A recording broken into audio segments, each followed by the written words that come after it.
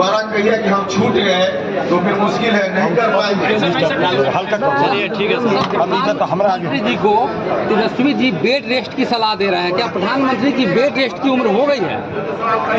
अपने पिताजी को पहले सलाह देना, यह सलाह अपने पिताजी को दें।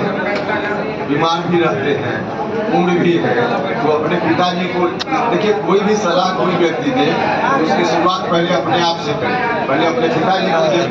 हमारे प्रधानमंत्री जी आज तक कभी सुना है आपने, जब से प्रधानमंत्री हैं 10 साल, कभी बीमार पड़े हो, कभी छुट्टी मनाई हो उन्होंने, कभी सुना है?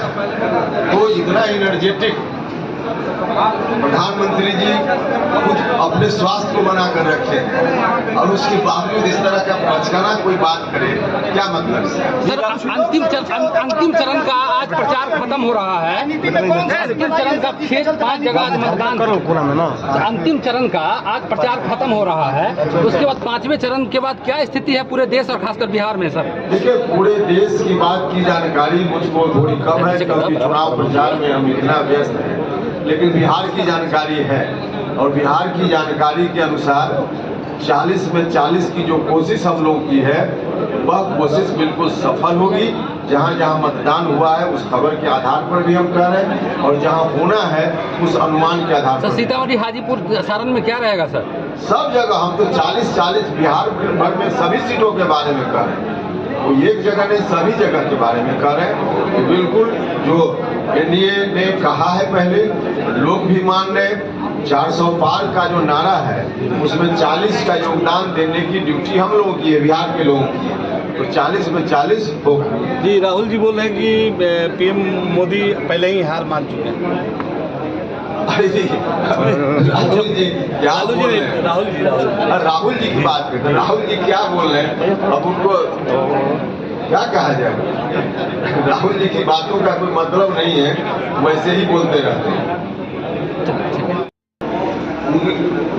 उन्होंने ही जो कुछ भी लालू जी हमारे खिलाफ कर सकते हैं उस तरह का काम लालू जी कर रहे हैं।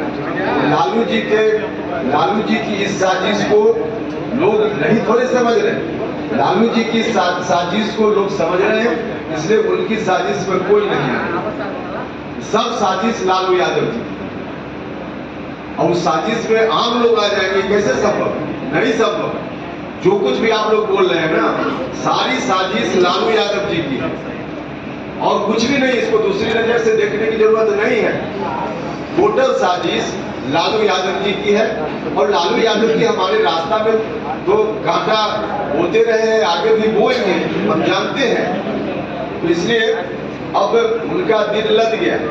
लालू जी पहले जो करते थे अब बिहार की जनता समझ चुकी है, 15 साल तक क्या होता रहा सब लोगों ने देखा है।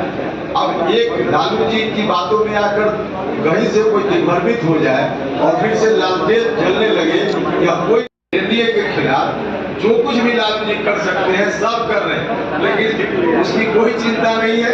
आराम से लोग समझ रहे हैं सारी चीजों को कि लालू जी ऐसा क्यों कर रहे हैं, इससे किसका फायदा हो सकता है, किसका नुकसान हो सकता है, यह लोग समझ रहे हैं।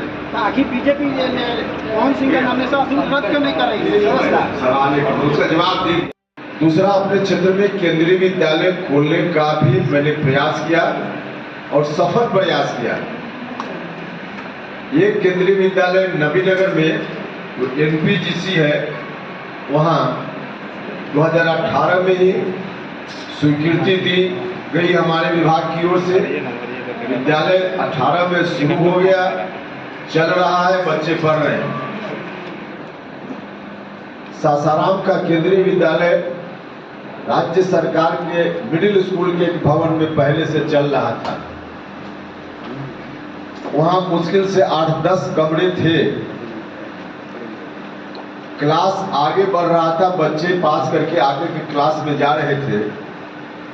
उनके बैठने का कोई इंतजाम नहीं हो पा रहा था।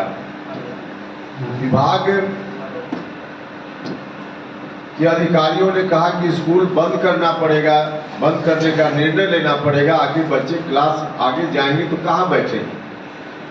हमने उस विषय पर उस समय गौर किया और नया भवन केंद्रीय विद्यालय का सासाराम में बने, इसका शिलान्यास भी खुद हमने किया और 2-2.5 साल में भवन बना, उसका उद्घाटन भी हमने किया। उसी समय 8-10 कमरा में चलने वाला विद्यालय, जिसमें मुश्किल से 400-500 बच्चे पढ़ रहे थे, बंद होने की स्थिति में आ गया था। उसका अपना भवन, उसमें शिफ्ट कर गया विद्यालय। आज हजारों बच्चे इस इलाके के उस केंद्रीय विद्यालय में पढ़ रहे हैं। नीलामी की जा रही थी, लेकिन उतना दाम में कोई लेने के लिए तैयार ही नहीं था। हमने कोशिश की, रेल मंत्रालय के स्तर पे माननीय तत्कालीन रेल मंत्री जी की उपस्थिति में बैठक हुई, जिस बैठक में इस विषय पर गौर किया गया और तब निर्णय लिया विभाग ने कि इसका मूल्यांकन फिर से कराया जाए, क्योंकि उतना दाम पर कोई ले नहीं रहा है तो काम तो आगे नहीं बढ़ पाएगा। तो फिर से उसका मूल्यांकन कराने की प्रक्रिया शुरू की गई और फिर बाद में उसका मूल्यांकन फिर 70 करोड़ के लगभग उसका दाम लगा। फिर से नीलामी हुई और तब कोई व्यक्ति स्क्रैप लेने वाला ले लिया, खरीद लिया। फिर स्क्रैप हटाने के लिए विभाग की ओर से उसको जो समय दिया गया, उस समय से थोड़ा समय उसने ज्यादा लिया, लेकिन स्क्रैप हट गया। उस समय पूरे तौर पे जगह खाली हो गई, निर्माण की अनुकूल जगह बन गई। लेकिन तब तक उस कार्यकाल का बहुत थोड़ा समय बच गया था।